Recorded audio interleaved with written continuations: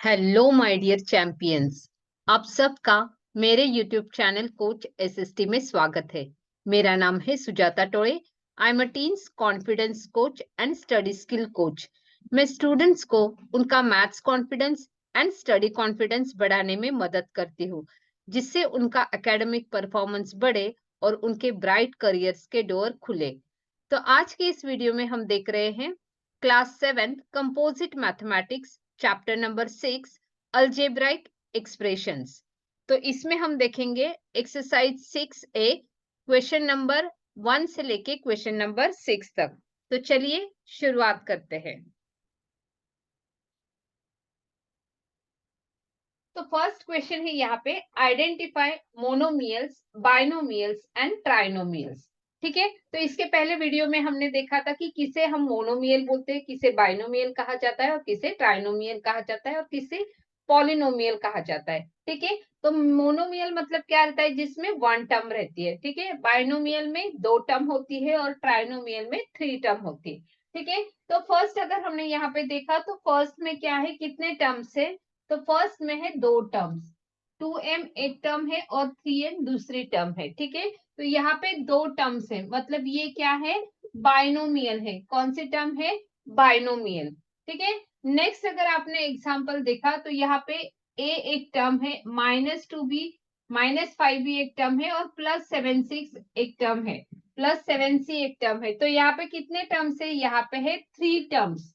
कितने टर्म्स है, three terms. तो इसे कहा जाएगा ट्राइनोमियल। ओके, तो ये क्या है, ट्राइनोमियल।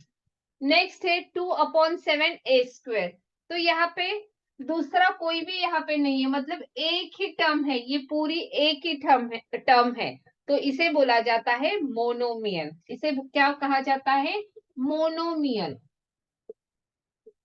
ठीक है, क्योंकि इसमें कितने टर्म है, वन टर्म है, एक ही टर्म है। ठीक है, बहुत ही इजी है ना। वन टर्म है या टू टर्म्स है या थ्री टर्म्स है, उसके बेस पे हमें बोलना है कि मोनोमियल है या बाइनोमियल है या ट्राइनोमियल है। ठीक है, ट्राई मतलब थ्री, बाइनोमियल बाय मतलब टू। जैसे हमारी बाइसिकल होती है तो उसको दो पहिए होते हैं तो उसे हम बाइसिकल कहते हैं, तो बाय मतलब रहता है टू, तो जिसमें टू टर्म्स रहते हैं। मोनो मतलब क्या, सिंगल, वन टर्म। ओके, तो उसे मोनोमियल कहा जाता है। नेक्स्ट हमारा क्वेश्चन है जिसमें है कितने टर्म्स है, यहाँ पे दो टर्म्स है, 5m² ये एक टर्म है और -4 ये दूसरी टर्म है। तो यहाँ पे दो टर्म्स है तो इसे क्या कहा जाएगा, बाइनोमियल। ओके, नेक्स्ट एग्जांपल है जिसमें कितने टर्म्स है, 1 2 थ्री टर्म्स है, थ्री टर्म्स है तो इसे क्या कहा जाएगा, ट्राइनोमियल। ओके, नेक्स्ट एग्जांपल है जिसमें कितने टर्म्स है, 1 2 थ्री टर्म्स है, कितने, थ्री टर्म्स, तो इसे भी क्या कहा जाएगा, ट्राइनोमियल। ओके, तो ये हमारा फर्स्ट क्वेश्चन जिसमें हमें आइडेंटिफाई करना था। ठीक है, नेक्स्ट क्वेश्चन देखते हैं, क्वेश्चन नंबर 2।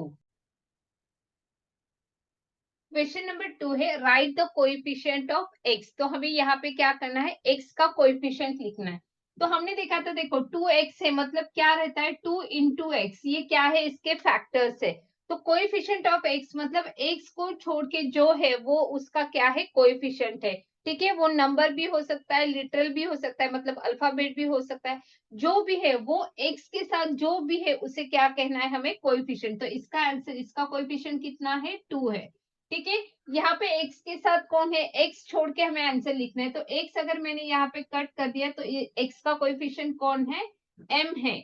यहाँ पे x का कोएफिशिएंट, तो x छोड़ के हमें जो आंसर है वो रहेगा, वो यहाँ पे कोएफिशिएंट है -2p। साइन के साथ लिखना है। ठीक है, पॉजिटिव साइन रहता है तो नहीं लिखा तो भी चलता है, लेकिन अगर निगेटिव साइन है तो we have to be careful, हमें केयरफुल रहना है। किस साइन के लिए, निगेटिव साइन के लिए। देखो ध्यान में रखो, निगेटिव साइन जब भी रहता है तो बहुत सारे बच्चे वहां पे गलती कर देते हैं, वो निगेटिव साइन को भूल जाते हैं। तो उस वक्त हमें क्या करना है, अवेयर रहना है। ठीक है, ध्यान रखना है, निगेटिव साइन है तो हमें बी केयरफुल रहना है। ठीक है, तो यहाँ पे -2p आ गया। यहाँ पे क्या है, एक्स का कोएफिशिएंट, देखो एक्स को निकालना है यहाँ पे और जो भी बचा है वो उसका कोएफिशिएंट है। ऐसा नहीं कि एक्स के पहले जो आया है वही उसका कोएफिशिएंट है, ऐसा नहीं है। ठीक है, तो एक्स छोड़ के जो भी है, तो यहाँ पे क्या है, 3y²। ठीक है, क्या है, एक्स का कोएफिशिएंट 3y²। यहाँ पे x का कोएफिशिएंट क्या है, तो x को निकाल देना है और वो उसका कोएफिशिएंट है, तो यहाँ पे -1/3p, तो ये क्या है, x का कोएफिशिएंट है। ठीक है, देखते हैं नेक्स्ट क्वेश्चन। क्वेश्चन नंबर 3 है राइट द कोएफिशिएंट ऑफ। तो यहाँ पे जो अल्फाबेट दिया गया है उसका हमें कोएफिशिएंट लिखना है। ठीक है, तो यहाँ पे बोला गया है कि right the coefficient of x in this term. तो इस टर्म में x का कोएफिशिएंट लिखना है। तो अगर मुझे x का कोएफिशिएंट लिखना है तो हमें x को निकाल देना है और जो भी बचा है वो उसका कोएफिशिएंट है, विथ साइन लिखना है। ठीक है, तो यहाँ पे x का कोएफिशिएंट क्या है, -6 नहीं, -6y²। तो यहाँ पे -6 है और क्या है, y² है, तो उसे भी लिखना है।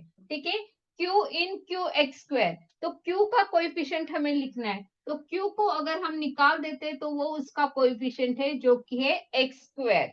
ठीक है, नेक्स्ट है a इन 2/3a, मतलब इसमें a का कोएफिशिएंट क्या है वो लिखना है। तो यहाँ पे a को आपको निकाल देना है और वो उसका आंसर है, दैट इज 2/3। ठीक है, फिर यहाँ पे लिखना है कोएफिशिएंट ऑफ x²y, मतलब इस पूरे टर्म का हमें इसमें से देखना है कि कोएफिशिएंट क्या है। तो आपको क्या करना है, x²y को निकाल देना है और जो भी बचा है वो उसका कोएफिशिएंट है, विथ साइन लिखना है। तो यहाँ पे है -4/9a। ठीक है, -4/9a। नेक्स्ट है xy इन -4xyz, मतलब xy का कोएफिशिएंट लिखना है, तो उसे हमें निकाल देना है और जो भी बचा है वो आंसर है, क्या क्या है, विथ साइन लिखना है -4z।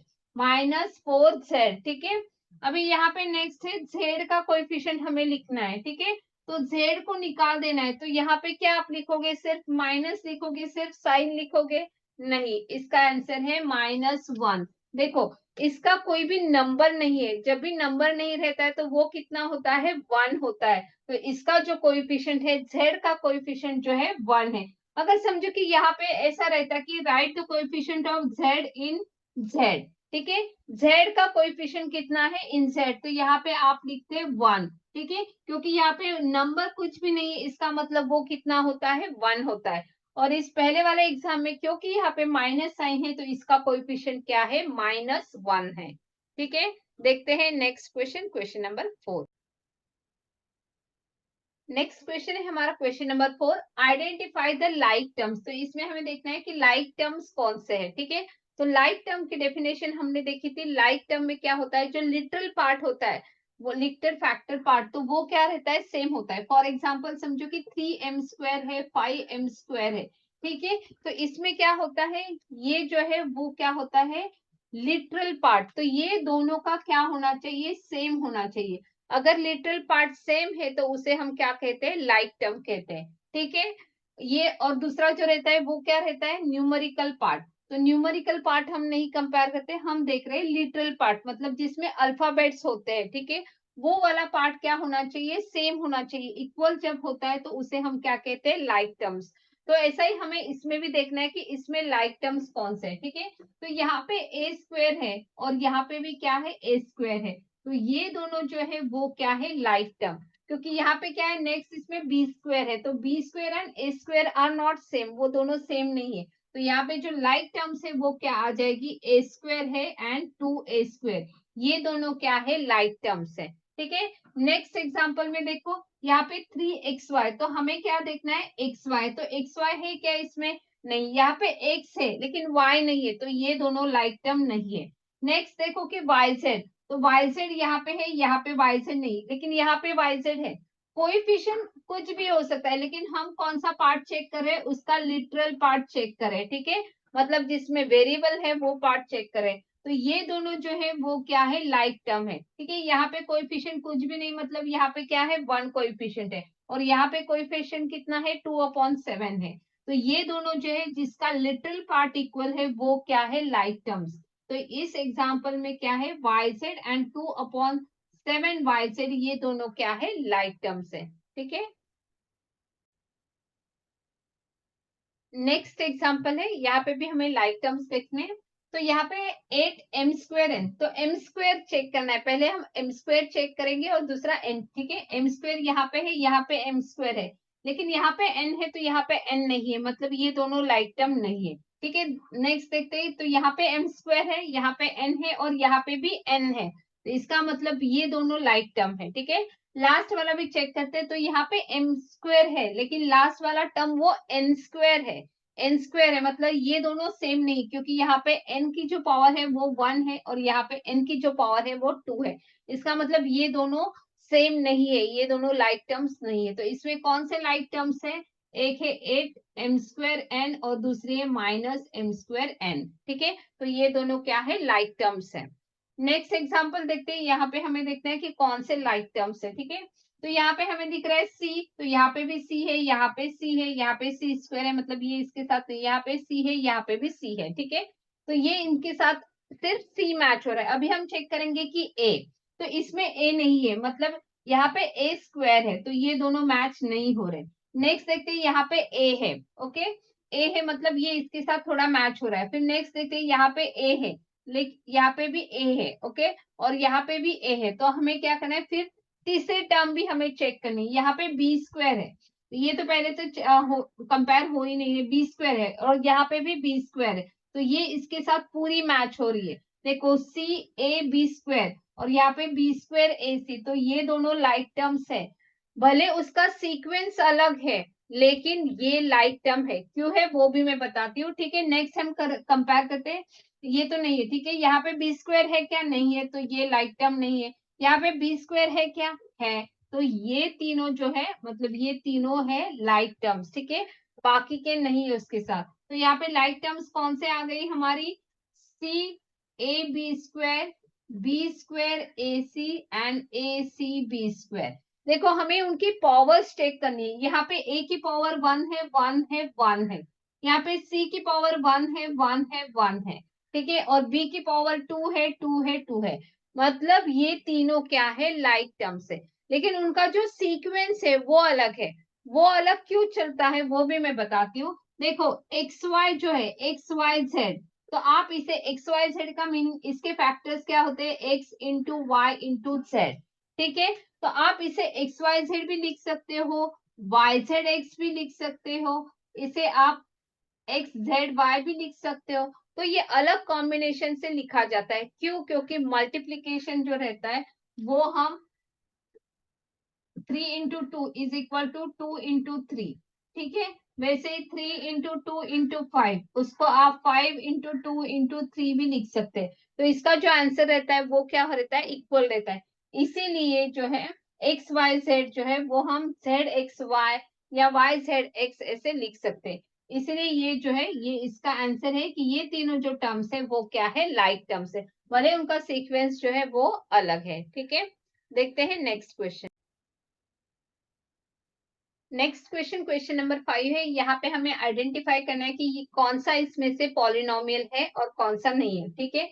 तो अगर फर्स्ट हम एक्सप्रेशन देखेंगे अलजेब्राइक, तो ये पॉलिनोमियल है, ठीक है, इसमें 2 से ज्यादा टर्म है और इसमें कोई भी जो वेरिएबल रहता है वो डिनोमिनेटर में नहीं है, ये बहुत इंपॉर्टेंट है ध्यान में रखने के लिए, ठीक है। तो यहाँ पे ये सारे जो वेरिएबल्स है वो ऊपर है, तो ये पॉलिनोमियल है, ठीक है। नेक्स्ट अगर आप एग्जांपल देखोगे, तो यहाँ पे जो वेरिएबल्स है ये ऊपर है, लेकिन ये जो दो वेरिएबल्स है ये डिनोमिनेटर में, इसीलिए ये पॉलिनोमियल नहीं है, ठीक है, क्योंकि पॉलिनोमियल्स में जो वेरिएबल्स होते हैं वो डिनोमिनेटर में नहीं होते, ठीक है, वो डिनोमिनेटर में नहीं रहते, वो न्यूमरेटर में ही होने चाहिए, तो इसलिए ये पॉलिनोमियल नहीं है। नेक्स्ट एग्जांपल चेक करेंगे, तो यहाँ पे ये सारे जो है वो न्यूमरेटर में ही है, तो ये भी क्या है, पॉलिनोमियल है, भले इसमें 2 वेरिएबल है तो भी चलता है, ठीक है। यहाँ पे a³ है, a² भी है, लेकिन ये पॉलिनोमियल है। नेक्स्ट एग्जांपल देखेंगे, तो यहाँ पे दिख रहा है कि हमें x² जो है वो डिनोमिनेटर में है, इसीलिए ये पॉलिनोमियल नहीं है, ठीक है। तो ये जो है ये हमें ध्यान में रखना है कि आइडेंटिफाई अगर पॉलिनोमियल हमें करना है तो वो जो वेरिएबल होता है वो डिनोमिनेटर में नहीं होना चाहिए, ठीक है। उसका कोएफिशिएंट डिनोमिनेटर में हो सकता है, ठीक है, जो न्यूमेरिकल कोएफिशिएंट होता है वो फ्रैक्शन फॉर्म में हो सकता है, लेकिन उसका जो वेरिएबल है वो फ्रैक्शन फॉर्म में, मतलब ऐसे डिनोमिनेटर में वो वेरिएबल नहीं होगा, ठीक है। देखते हैं नेक्स्ट एग्जाम्पल। यहाँ पे नेक्स्ट क्वेश्चन है क्वेश्चन नंबर 6, जहाँ पे हमें लिखना है write down the degrees of the following polynomial. ठीक है, तो डिग्री मतलब क्या रहता है, उस एक्सप्रेशन की हाईएस्ट पावर। ठीक है, तो यहाँ पे जो ये वेरिएबल्स होते हैं उसकी जो हाईएस्ट पावर रहती है, ऊपर वाला जो नंबर रहता है वो हमें चेक करना है, और जो नंबर हाईएस्ट है वो उसकी क्या है, पावर है। ठीक है, तो फर्स्ट एक्सप्रेशन चेक करते हैं। यहाँ पे एक्स ये वेरिएबल है, तो यहाँ पे x की पावर है 2 और यहाँ पे x की पावर है 4। ठीक है, तो इसमें से बड़ा कौन है, हाईएस्ट पावर कितनी है, 4 है, तो 4 इसकी क्या होगी, डिग्री होगी। ठीक है, जो हाईएस्ट नंबर है वो उसकी क्या होगी, डिग्री होगी। नेक्स्ट एग्जांपल देखते हैं, ये 4p² plus 6p³ plus 8p8, okay, मतलब रेज टू द पावर 8। तो यहाँ पे देखो p की पावर है 2, यहाँ पे p की पावर है 3 और यहाँ पे है p की पावर 8। ठीक है, तो हाईएस्ट नंबर कौन सा है, 8, तो यहाँ पे इसकी डिग्री कितनी होगी, 8। ठीक है, नेक्स्ट एग्जांपल में दो वेरिएबल्स है। ठीक है, जब भी दो वेरिएबल होते हैं तो यहाँ पे आप बोलोगे कि n का पावर 3 है। ठीक है, तो ये उसकी डिग्री होगी, नहीं। जब भी दो वेरिएबल्स होते हैं तो आपको क्या करना है, उन दोनों वेरिएबल्स की पावर को ऐड करना है, और जो हाईएस्ट नंबर रहेगा वो उसकी पावर है। तो यहाँ पे इन दोनों की एडिशन आ रही है 5। ठीक है, यहाँ पे कितनी आ जाएगी, m की पावर कुछ नहीं, मतलब उसके ऊपर 1 है, तो इसका नंबर कितना आ जाएगा, 2 + 1 मतलब 3। ठीक है, तो इसमें बड़ा कौन सा है, 5 बड़ा है, तो इसकी जो पावर रहेगी, इसकी जो डिग्री रहेगी वो कितनी रहेगी, 5 रहेगी। ठीक है, यहाँ पे आपको केयरफुली ध्यान देना है। ठीक है, अभी नेक्स्ट एग्जांपल में देखते हैं, यहाँ पे भी दो वेरिएबल है। ओके, दो वेरिएबल है, तो यहाँ पे देखो 2 + 4 कितना आ जाएगा, 6। यहाँ पे 1 + 2 कितना आ जाएगा, 3। तो हाईएस्ट पावर कौन सी है, यहाँ पे हाईएस्ट पावर 4 नहीं है। ठीक है, इन दोनों की एडिशन करनी है, दोनों पावर्स की एडिशन करनी है, और जो बड़ी रहेगी वो उसकी पावर रहेगी। तो यहाँ पे 6 है और यहाँ पे 3 है। ठीक है, तो बड़ा कौन सा है, 6, तो इसका मतलब इस इक्वेशन की, इस एक्सप्रेशन की पावर कितनी है, 6 है। ठीक है, और यहाँ पे है 4, मतलब एनी कांस्टेंट या एनी नंबर, सिर्फ नंबर दिया रहता है तो उसकी पावर कितनी रहती है, 0। ठीक है, ये ध्यान में रखना है, जब भी सिर्फ कांस्टेंट होता है तो उसकी जो पावर रहती है वो कितनी होती है, 0। ठीक है, आई होप कि आपको ये जो 6a ए का जो इक्वेशन से, सॉरी, जो एग्जाम्पल से क्वेश्चन नंबर 1 से लेके क्वेश्चन नंबर 6 तक, तो वो आपको समझ में आए। बहुत ही इजी, इसमें सिर्फ हमें क्या करना है, मोनोमियल कौन से, बायनोमियल कौन से वो देखने, कोएफिशिएंट देखने उसके, फिर उसकी डिग्री देखनी है, कौन सा इक्वेशन जो है वो पॉलिनोमियल है या नहीं है, उस रिलेटेड इसमें इस जो एक्सरसाइज है उसमें एग्जाम्पल्स है। ठीक है, नेक्स्ट हम वीडियो में देखेंगे पार्ट 2 वीडियो, जिसमें हम एमसीक्यूज एंड हॉट सॉल्व करेंगे इसी एक्सरसाइज के, एक्सरसाइज 6a के। ठीक है, तो मिलते हैं नेक्स्ट वीडियो में, तब तक आपको क्या करना है, लर्न करना है, इसको अप्लाई करना है और इसकी प्रैक्टिस करनी है। ठीक है, मिलते हैं नेक्स्ट वीडियो में, तब तक के लिए cheers, God bless, thank you.